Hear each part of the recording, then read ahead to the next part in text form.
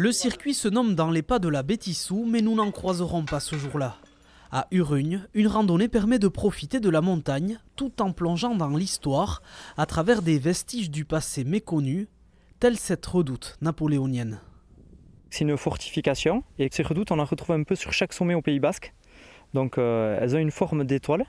Et en fait, cette forme-là permet notamment aux gens qui étaient à l'intérieur de se protéger en moindre effectif, c'est-à-dire il y a des récits où ils étaient 500 soldats, ils arrivaient à maintenir plus de 2000 soldats qui essayaient de monter sur le sommet.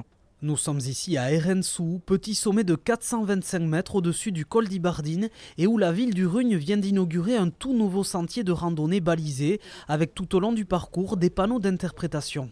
C'est un site où vraiment tout est condensé, avec vraiment une multitude de différents milieux, que ce soit historique ou naturel. Une zone humide qu'on peut retrouver qui a vraiment un rôle important. On a des landes à fougères, des landes à ajoncs, on a une partie sylviculture avec des bois et on a aussi un peu de prairies où il y a des bêtes qui pâturent.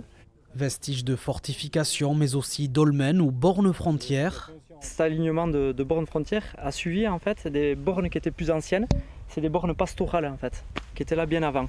Le but, préserver et valoriser ce patrimoine naturel tout en sensibilisant les randonneurs à son importance historique. Horrek erakusten du, ara, mendi hau janeko garai hartan baliatua zela. Balin bakizu, hemen badirela ere historian pasatu diren hainbat gertakari eder batzuk, uste dut gero errespetu gehiagorekin baliatzen duzula mendi hori, eta hori izan da ere pixkat gure helburua. Une boucle de 4 km accessible à un large public depuis le col des Abeilles sur la route d'Ibardine.